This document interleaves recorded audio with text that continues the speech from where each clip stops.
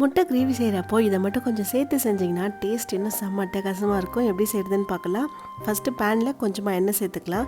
எண்ணெய் சூடானதும் 2 வரமிளகா இது தாளிக்கிறதுக்கு, கூடவே கொஞ்சமாக கருவேப்பிலையும் சேர்த்து நல்லா தாளித்ததும் இதுக்கப்புறம் நல்லா பொடியாக கட் பண்ண வெங்காயம் சேர்த்துக்கலாம். எவ்வளோ பொடியாக கட் பண்ணமோ அந்த மாதிரி அந்த வெங்காயம் கட் பண்ணும்போதே கூடவே பூண்டு, இஞ்சி, 2 பச்சை மிளகாயும் சேர்த்து நல்லா பொடியாக கட் பண்ணிவிட்டு அதுக்கப்புறம் நல்லா வதக்கிக்கலாம். வெங்காயம் வதக்கினதும் இது கூட அதே மாதிரி நல்லா பொடியாக கட் பண்ண ஒரு பெரிய சைஸ் தக்காளி சேர்த்துட்டு கொஞ்சமாக மஞ்சள் பொடி சேர்த்து வதக்கினீங்கன்னா சீக்கிரமாக தக்காளி வதங்கிடும். இப்போ இது கூடவே ஒரு சில மசாலா சேர்த்துக்கலாம். 1 டீஸ்பூன் காஷ்மீர் மிளகாய் பொடி, 1.5 டீஸ்பூன் தனியா பொடி சேர்த்துக்கலாம்.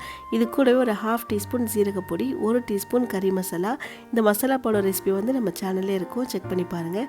இது கூட காரப்பொடி ஒரு 1/2 டீஸ்பூன் சேர்த்துட்டு கொஞ்சமாக உப்பு சேர்த்துக்கலாம்.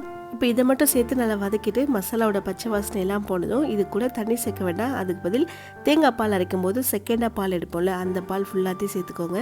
ஃபஸ்ட்டு அரைக்கிற பால் வந்து நல்லா திக்காக இருக்கும். அதுக்கப்புறம் மறுபடியும் அதை போட்டு கொஞ்சம் தண்ணி ஊற்றி அரைப்போம்ல, அந்த பால் வந்து கொஞ்சம் தண்ணியாக இருக்கும். அதை சேர்த்துட்டு நல்லா மிக்ஸ் பண்ணிவிட்டு மூடி வச்சுருங்க. கிரேவி நல்லா திக்காக கொதிச்சு ரெடி ஆனதும் அதுக்கப்புறம் பாயில் பண்ண முட்டையை இந்த மாதிரி பாதியாக கட் பண்ணி சேர்த்துட்டு அப்படியே ஃபுல்லாக வச்சுருங்க கிரேவி மேலேயே. இந்த கிரேவி கூட முட்டையும் சேர்ந்து அப்படியே இருக்கட்டும். நல்லா மிக்ஸ் பண்ணிவிட்டு கொஞ்சம் நேரம் மூடி வச்சுருங்க.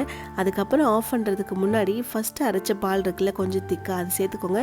நான் இன்றைக்கி சேர்த்ததை வந்துட்டு 2 மூடியோட பால் ஃபுல்லாமே சேர்த்துருக்கேன். ஒரு 5 நிமிஷம் அப்படியே மூடி போட்டு வச்சிடலாம். நல்லா க்ரீமியாக சூப்பராக ரெடி ஆகிடுச்சு. கடைசியாக கொஞ்சம் கொத்தமல்லி தூவி இறக்கி நல்லா சூடாக ரொட்டி, சப்பாத்தி, தோசை, பொரி எல்லாத்துக்குமே செம்ம அட்டகாசமாக இருக்கும்.